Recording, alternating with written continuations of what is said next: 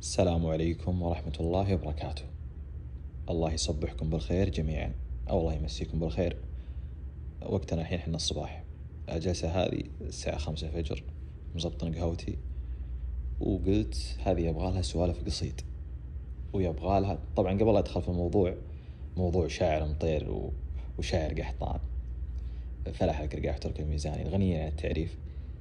أنا ودي يعني ترى قناتي في اليوتيوب راح تصير الدعوة كلها سوالف قصص شعرية، شؤون شعرية مثل ما أنا كاتب، أي شيء يخص الشعر بإذن الله بتحصلونه في القناة، ولا أستغني عن دعمكم أبدا. أنتم عارفين يوتيوب يحتاج الدعم، نشر القناة، الاشتراك، تفعيل الجرس، إن شاء الله أني جبتها صح. وترى الدعوة مو بتقييم أو لجنة تحكيم أن نقول الشاعر هذا أفضل من الشاعر هذا، لا، الدعوة الشعر ملك الجميع، وكل يحلل بالشيء اللي هو يعرفه، وإن شاء الله أن عندنا الشيء اللي يقدينا واللي بإذن الله يملأ عينكم. ما راح نتكلم بأشياء ما نعرفها، يعني هذا الأهم. إذا تتفق معاي الله يعطيك العافية، وإذا ما تتفق بعد يعطيك العافية، كل الحالتين. وبدخل في موضوع اللي أنا صورت الشيء هذا علشانه، موضوع شاعر مطير وشاعر قحطان، المحاور اللي صارت بين فلاح القرقاح وبين ترك الميزاني. 3 أيام هذه كلها تويتر واليوتيوب التيك توك كله يتكلم عن هذه المحاورة، مع أني أشوف يعني محاورة عادية، والغالب أنها محاورة ما هي من المحاورات اللي تعتبر راح تبقى سنين، تراها ممكن أسبوع، أسبوعين، شهر، شهرين وراح ينسونها. لكن صار فيها حماس، وصار فيها جدال، وصار فيها عتب، وصار فيها نزول، وموضوعها واضح للجميع. يتكلمون كلهم عن الشعر وما الشعر، واللقاء اللي صار برمضان هذا يقول مو شرط أن الشاعر اللي عنده جماهيرية يصير جزء، وتركي يقول لا، الكلام هذا مو بصحيح. أخذوا هذا بالمحاورة وتكلموا، توسعوا بالمجال شوي. فلاح القرقاح جاي كذا ناصي تركي، يابغى تركي، أصلا جاي المحاورة ذي عشان تركي. من اللي تفوق في المحاورة، ومن اللي مسك زمام الأمور، ومن اللي كسب المحاورة، معروف ترى ما كل طاروق راح تكسبه، وهذا الشيء معروف عند الشعراء كلهم. ومسيطر على الساحل من الهيه إلى الهيه، وجيب الحمول الكايدة واحتملها. وذكرني بقصيدة ضيدان بن قضعان المعروفة، البارحة رأسي تصافق طواريه، والنوم ماله يمة العين حلوة، يلعب برأسي صوت صلف المشاريه، ذي بن عوى يبغى عشمه، وجلوه وانا على الدنيا من الهيه للهيه، ما همني شهرة ولا جمع ثروة، همي وغمي واحد يوم الاقيه، كني عليل وشوفته محو قروة قلبي، وادري وين راح ضيدان. وبالنسبة للي يقولون ان المحاورة فيها نزول قوي وفيها مدري ايش وكبروا الموضوع، ومع ان سمعنا اشياء ما تنقال اكثر من هذه، انا والله ما ادافع، وتراي ضد النزول وضد ان الواحد يتعرض قبيلة الثاني، وسبق اني تكلمت في المواضيع هذه كثير. لكن ترى بنفس الوقت يا جماعة الخير، ما هم جايين عند الميكروفون كل واحد بيمدح الثاني.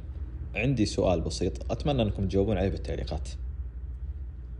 محاورة تركي مع حبيب الجماهيرية يوم طلع من شارع مليون إلى يومك هذا، الناس ترددها وصار فيها حماس قوي، صار فيها مثل أسلوب هذا. صحيح أنه ما تعرضوا بعض، كذلك محاورة سوفر الشهيرة بينه وبين تركي، كذلك محاورة معتق العياضي مع تركي في المزاين، صار فيها أشنع من النزول هذا. والآن فلاح، وفي محاورات كثيرة ما تحضرني. ودي تجاوبون ليش، إيش فيهم على تركي؟ هل الجماهيرية لها دور؟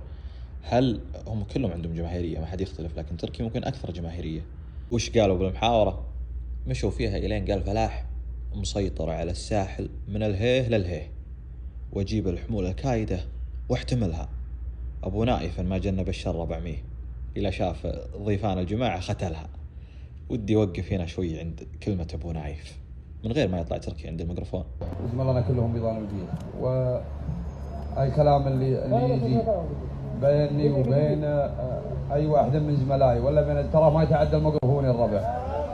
واسمع لا لحظة، وأي قرقاح ضيف ومقدر وله قيمته وله احترامه، هو زملائنا كلهم.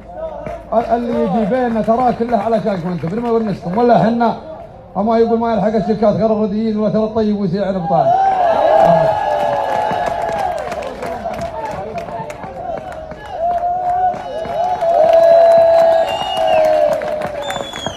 من غير ما أطلع تركي عند الميكروفون. كلمة أبو نايف هنا تدل أن الوضع حبي من فلاح. يذكرني حتى بسلطان الهاجري يوم يروح للكويت بعد أزمة الخليج.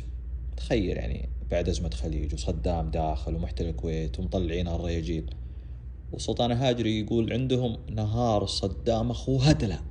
شوف أخو هدلة، أعطاه حقه الرجال حتى لو أنه أساء.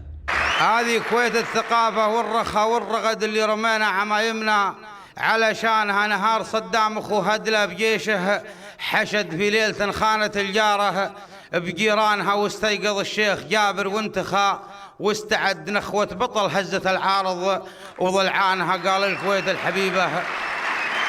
فرد تركي وقال تسولف وكثر الهرج ما عاد نوحيه، وحولك سباع من تقارب جبلها، بالريف هل يخطأ قضبته بدني ولا في حاجة غير ياخذ دبلها. فقال فلاح البيت اللي شعل للدنيا كلها وشعل المحاورة، وهو الشرارة الأولى، هو اللي خلى المحاورة تنعطف، وهو اللي خلى حتى حمود السمي لو تشوفونه ما يرمش الرجال. ما لومهم الصراحة، محاورة يعني فيها حماس وفيها شدة عجيبة. قال فلاح ما بي موهبتك تصير للشعر تشويه، ما بي موهبتك تصير للشعر تشويه، وفي كل يوم وليل يثبت فشلها. حتى تركي قام يعني ما بي موهبتك تصير للشعر تشويه، وفي كل يوم وليل يثبت فشلها. أنا بترك الزلة العلوى والطريق، وإذا جانبك مفتول عدها وقلها. قال تركي وجودك يضر الشعر ويضر طريه، أبى أنظف الساحة ومنك غاسلها، نحشم رجال وحقنا ما نخليه، ولا نجزي الأجواد غير بعملها. ما عاد آخر محاورة مستحيل إني بقولها، لكن بحطها لكم. مو بس صار فيها منعطف، صار فيها عكس سيد وصار فيها كلام كثير، لكن ونعم والله بشاعر قحطان ونعم بشاعر مطير. والدعوة حبينا نسولف عليكم عن هالمحاورة. فنجالنا برد وحنا ما شربناه. السلام عليكم. راسك ما يسوى مواطن، شجاع يا حمرت عينك حلا، اعطيك رمح برمح وجنايه بجنايه، انا شايب اللي لافت